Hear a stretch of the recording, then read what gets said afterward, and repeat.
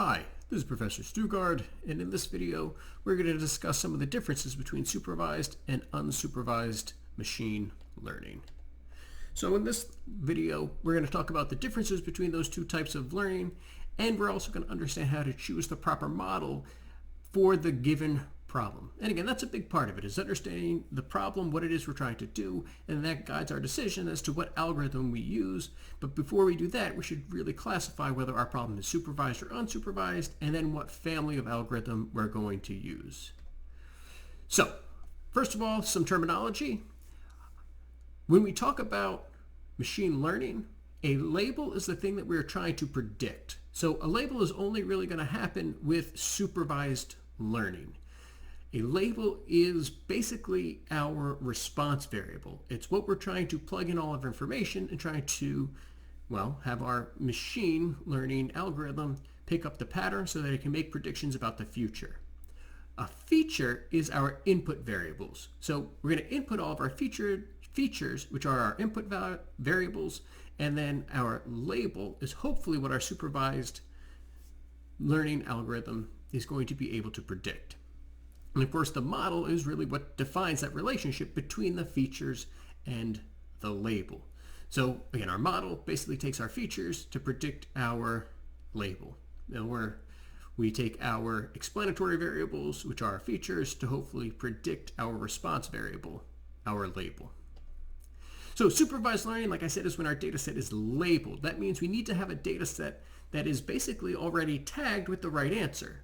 So we need to be able to have our model, our machine learning model, pick up on the pattern between features and labels so that it'll be able to make the predictions about what the label is going to be on a data set that does not have the labels anymore. Again, that's the whole point. We're trying to predict what's going to happen. So supervised learning requires a labeled data set. It needs to include basically the answers. So when we talk about supervised learning, they typically fall into the two categories, which again are fairly broad. But when we talk about regression and classification models, and again, the whole idea is that they can predict the label for data that it's never seen before once our model has been trained.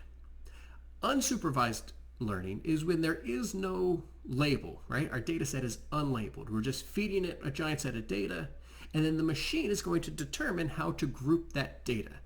What we're trying to do with the clustering algorithms, which are part of the unsupervised learning, is we're trying to, again, cluster or group all of our data so that we can find some sort of meaningful structure or some explanatory variable that actually explains why the data gets grouped the way it does. But we don't tell the machine with unsupervised learning what the label is. We don't tell it what the goal is. All right.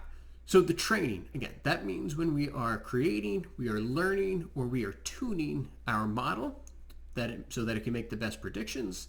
And like I mentioned, in supervised learning, we show the model our labeled examples, which is our training data. And then the model is eventually going to hopefully learn what the relationships are between the features and the label, which is the thing we want to predict. And in unsupervised learning, the model just decides on its own how the objects are similar. Inference is the term we use when we apply our model that has already been trained on our data to our unlabeled examples, how it makes those predictions. So there's the three main types of models. The first is a regression model. And so a regression model is going to predict continuous values. Continuous meaning it can be a range of values, and that actually breaks down into two subcategories. We have a limitless range of outcomes, which we typically use a linear regression to try to predict. This is when the outcome could be any number whatsoever. So for example, if I'm predicting your salary based upon the number of years you've been in school and the number of hours you work per week, I can use a linear model where I plug in those two features, your years of school and your hours worked, and it's going to output a label as your salary. And again, that could obviously be a wide range, right? Salaries range, to basically any number. Again, it's that whole idea of a continuous variable. The other type of regression model is a logistic regression model. And typically, a logistic regression model is going to output a number between 0 and 1. It's going to output a probability for us. And so we can use it to do things like this example, calculating the probability a user will click on an ad. But again, anytime I'm trying to predict probability, we're typically going to use our logistic regression model. Then we have our classification type of models. And this is where we predict discrete values. So discrete meaning that there's only typically a finite set of choices for our label. So for example, it might be a binary or a binomial type of classification where it either is or it isn't. So for example, when the machine learning algorithms are trying to detect whether a credit card transaction, whether it should allow it, it has to determine, is it going to be fraudulent or authorized, really? And those are the only two options. It's basically a yes or a no. Do we let the charge go through or not? But we're not necessarily limited by that. We can have multi-label classifications where we give it an image and it's got to decide, is it a dog, is it a cat, is it a mouse, or some other animal. So it doesn't necessarily have to be binomial. It can definitely be, we can have as many labels as we want depending upon our model.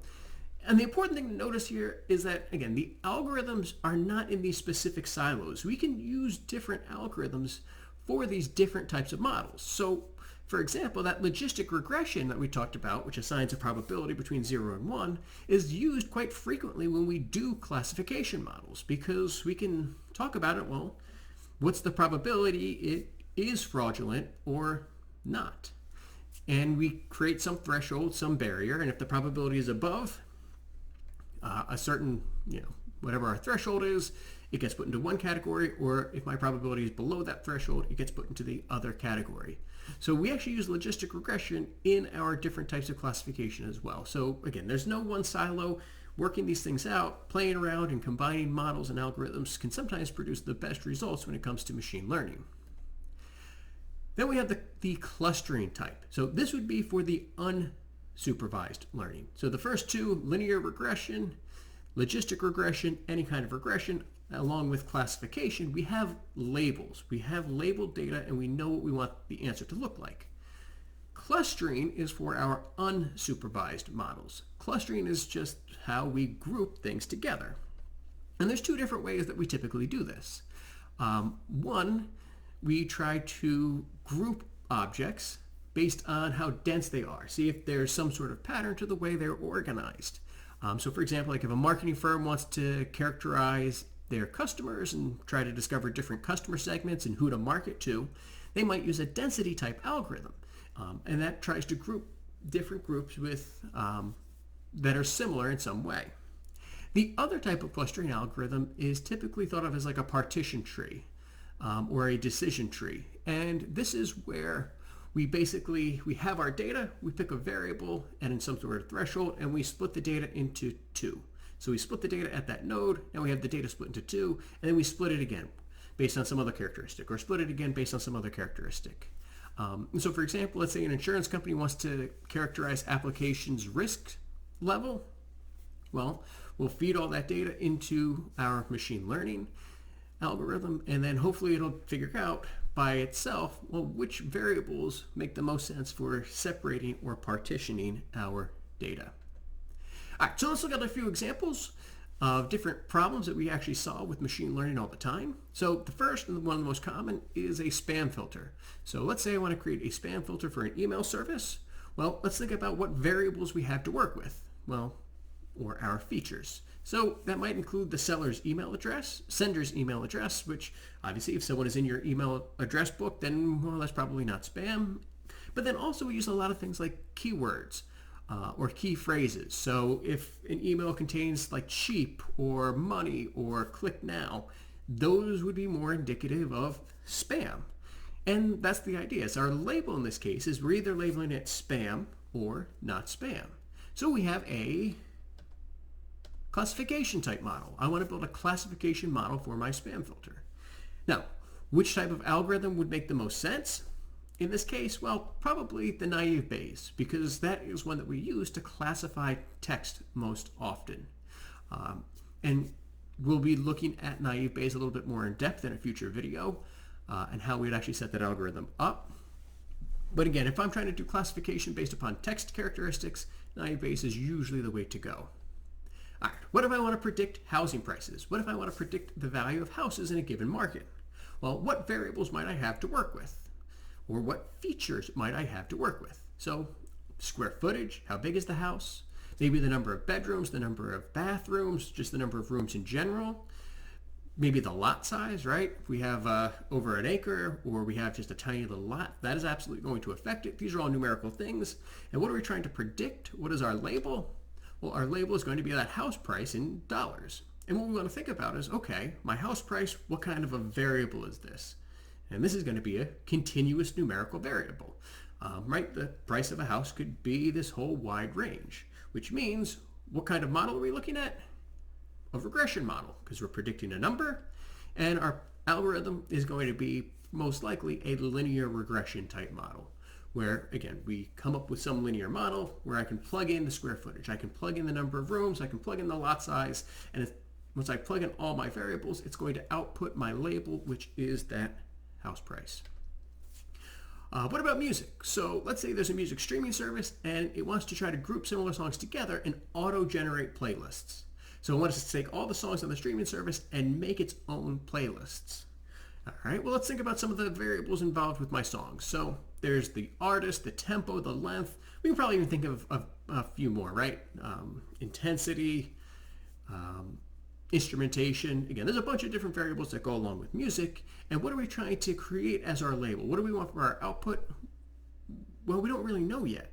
Right? We're trying to auto-generate these playlists. We don't know what these playlists are going to look like ahead of time. And so anytime we have an unknown label, or we don't know what our label is going to be, this must be an unsupervised type of model, which means I'm going to be using a clustering algorithm. And in this case, our best probably potential algorithm would be the k-means algorithm. And this is one of those clustering algorithms. This is a density-based algorithm where we try to see, how are my different songs grouped in whatever space, that corresponds to the number of variables we are using. All right, so that's it for this video.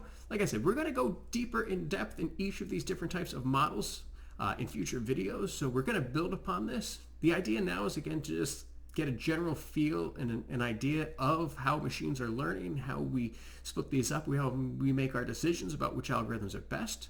So the only thing I really want you to be able to do after this video is to think about those three main types, the regression, the classification, and the clustering, and come up with an example of a data set and a goal to try to accomplish with that data set. Either what's the label or how do I want to group it using clustering. All right. Well, I hope we learned some things today. And as always, take care of yourselves.